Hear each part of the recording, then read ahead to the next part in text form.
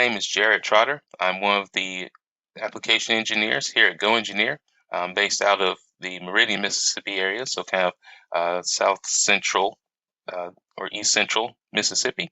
And I'm happy to talk to you guys today on the topic of how it's made in 3D Experience, looking at process management. So some of the tools on the 3D Experience platform that have to do with the back end of design and manufacturing.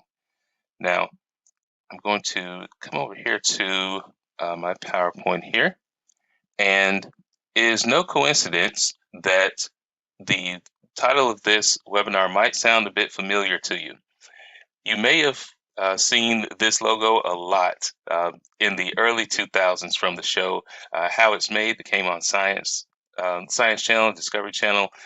I know that was one of the shows that I really loved growing up, and that was kind of the early influences on my love of engineering and wanting to find about how different things were made, because this show really took you behind the scenes and showed you some different processes. And that's kind of the inspiration for this webinar today, using some of the tools on the 3D Experience platform to show how digitally we can make these different processes happen. Now, as a designer, we're probably looking a little bit more so at the bread and butter, of SolidWorks. So we're looking at creating the model, the part level, the assembly level, and then creating the manufacturing drawings. And that's really where a lot of us as designers are more familiar with. That process or these components are part of the product definition, really describing the form, fit, and function, and getting the geometry down. But that is not the entire story. So we want to look at the other part of this, which is actually producing, the physical product. So as we get into this, I'll kind of lay out our roadmap for today and some of the different things that we'll discuss. The first item is DFM and DFA in CAD, which is our design for manufacturing and design for assembly. Now, this topic alone could be a webinar all by itself because it is worthy of consideration. It's one of those things that really bridges the gap between the design phase and the manufacturing phase. And we'll talk about that really briefly with our product that we have today and some considerations there because it is very much a part of the conversation. The next item here is going to be our product structure. So this is our engineering bill of materials that we're likely very familiar with, whether you're looking at the assembly level or you're creating, a BOM.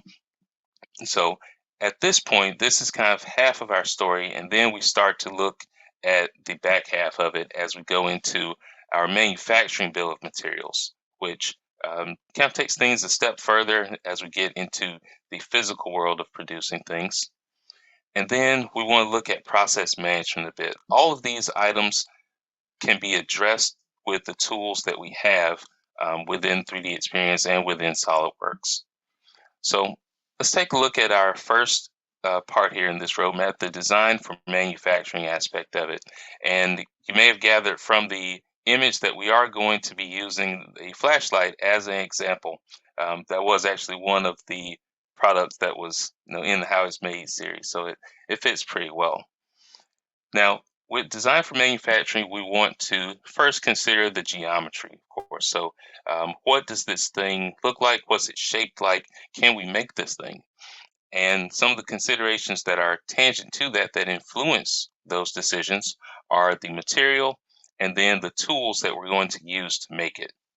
And as an example, we can take a look at the lens cover for our flashlight. So of course, this is going to be a transparent or translucent material, typically made out of some type of plastic.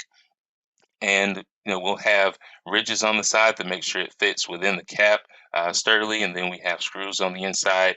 Now, if this were, say, a metal type component, that manufacturing process would look different than it is for this plastic piece. So instead of it being machined, we're looking at doing something like an injection molded process.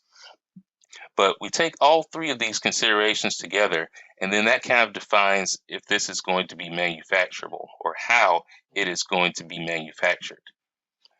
And that process applies not just on the component level, but we also need to consider that when we do other parts of the assembly and then the assembly itself. So designing for manufacturing, and then designing for assembly to make sure that the assemblers can put this together, and then downstream, once it's actually used, they can be disassembled and put together easily if you're servicing it, or you have to change the batteries, that kind of thing.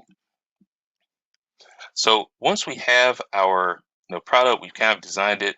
Now we kind of look at the engineering bill of materials. And with that, we have a few aspects to it that we're pretty familiar with. Firstly, it's our CAD assembly, where we've made it in SolidWorks or some other, design application.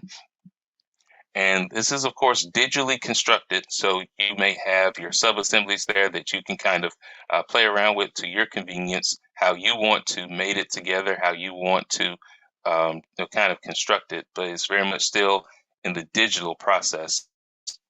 And then there's metadata that's associated with it. So the vendor that you're going to use, what materials it's made out of, et cetera. That list can be kind of extensive in terms of what metadata that you want.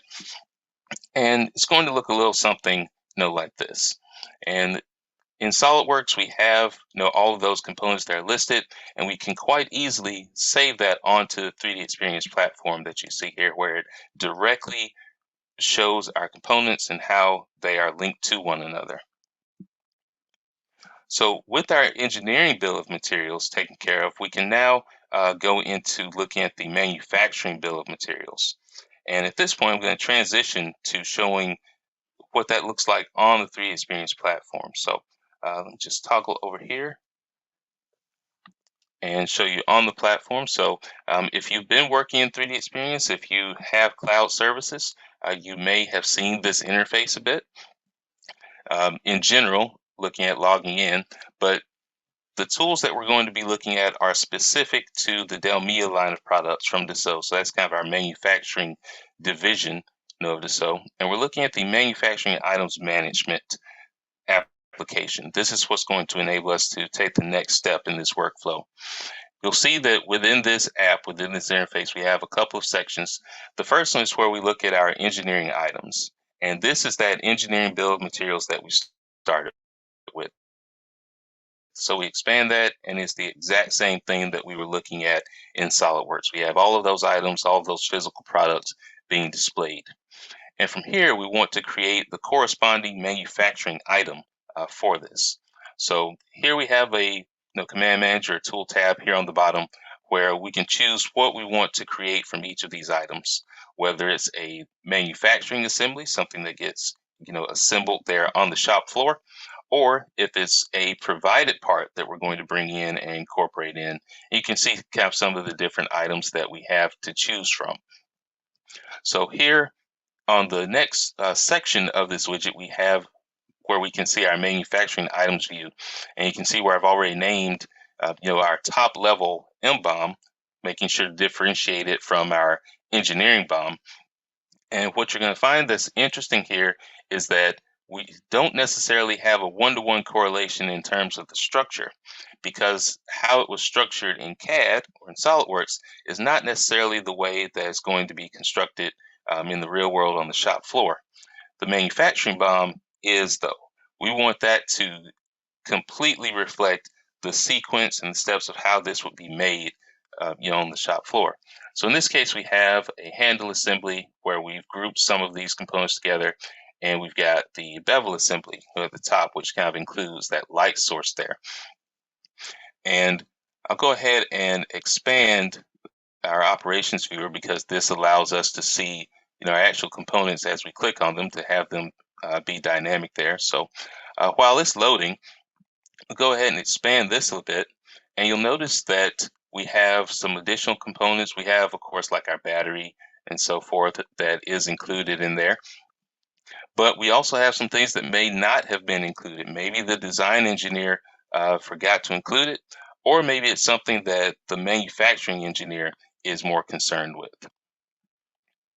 So as we look at this, you'll notice a couple of other things, like the machine handle that we've got, that is made from our aluminum stock. So we want to include these components that were imported in, that we're actually going to use to produce the component. And then there's the Teflon coating that's applied as well. Items that wouldn't necessarily be included in the M BOM, but they are here. Some other examples of this, looking at our bevel assembly, we've got our reflector and our lenses, but some things, again, may not be included in the E-BOM, like the solder, connecting the copper wire to our circuit board for the electrical circuitry. So the M-BOM is structured a bit differently, but it does need to contain everything that was here inside of our E-BOM. And to make sure that everything is produced and accounted for, what we want is to make sure that all of those things are there. So we have a specific way to do that. If we go to our tools section here, we can do the BI Essentials. And then this checks to see if everything is locked in and accounted for. So it's going to show up here in our column right over here. And we see that everything is associated, that is associated with scope, meaning that there's a corresponding item from our engineering BOM to our manufacturing BOM. And then all of the associated items here at the bottom are also accounted for. Now, with our M-BOM defined, we can move on to our next stage, which is our process management. So if we flip over to this tab, we have a different app for that, process management. And from here, we're going to start with our E-BOM, that we just created. So with the E-BOM, now we want to kind of get down to brass tacks, as it were, and specify out the more granular steps that we're going to use here. So as we go and expand this, we'll notice that if we go down to our process and operations, we have that spelled out. So for have that top level associated with it, we have the flashlight work plan, so that it is specified differently for our M-BOM, and we spell out everything that is included here to have those steps to actually make it. So for instance, the first one might be our machine body here, and we want to create these different operations to include to tell the machinist exactly what to do. Maybe this actually even includes the G code for the CNC machining. It may include some additional text operations that we want to include. So you'll notice that there's a lathe operations text here, and we can include different things. So if we want to come here for our process and operations, we want to include maybe some caution instructions to include there, whether it be machining or maybe it's in the mold lens section. Maybe want to say that this is a hot, process here because we are doing some injection molding. So we can do a caution item right here. And so we can spell that out and include those different items there. And just taking a little bit more look at our process and operations, you'll notice that we can include some things that are specific to each item, whether that be the estimated time that it takes to include these. We can change that. And then we can also change, the applicability date. So each of these items, of course, takes place in a sequence. So it matters what's going to take place first, what takes place second, and then kind of scope that out. Another thing that has to be included with each of these operations is who's going to do it, how that's going to be carried out. So that's not just a matter of manpower, but that's a matter of physical resources. And that's where this capable resources section comes in here, whether that's the area where that's going to be included, because that has to be specified. Where is this work going to be done? So we can specify, where operations like the machining of the parts going to be done, what machine is going to do it. That takes place here. If I'll clear this out, we can go to our section right here. This is where we create those different resources that are going to be consumed, that are going to be used. And you'll see that there's a range of products here just to account for everything that we need for each individual operation, from those areas to specific machines to the workers, even inspection processes that we can use to carry that out. So we'll close that there. And then as we create all of this, we have a full-on work plan that scopes out everything that can be done here. So go ahead and close that. We can view those, and I'll put that to, say, for instance, our ERP system.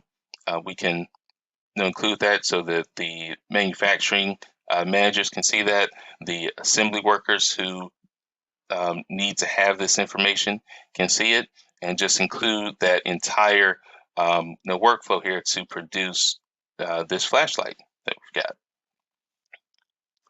So I'm going to switch back here to a PowerPoint slide here. So we've got, once we've got our manufacturing BOM, we've kind of gone through there and through our process. And just looking at the entire scope of what we've done here today, we're starting out with our EBOM, that kind of specifies our items as they are made in CAD. So we have that step. Then our next step is going to be passing that from the designer over to the manufacturing engineer. So then that becomes a different list, that becomes a different item that's kind of restructured to account for things that the designer may not have included. But of course, the designer and the manufacturer need to communicate quite clearly with each other to manage those expectations and to be on the same page. And then maybe the manufacturing engineer or another individual in the pipeline begins to work on the work plan, the processes that are needed to make this. So with all of those items defined, then we go from just a CAD model to an actual physical product that can be delivered and produced to the stores and wherever that needs to be sent out to. So a little bit on the shorter side, but that is our presentation for today, giving a little bit of insight to these manufacturing processes with 3DEXPERIENCE on the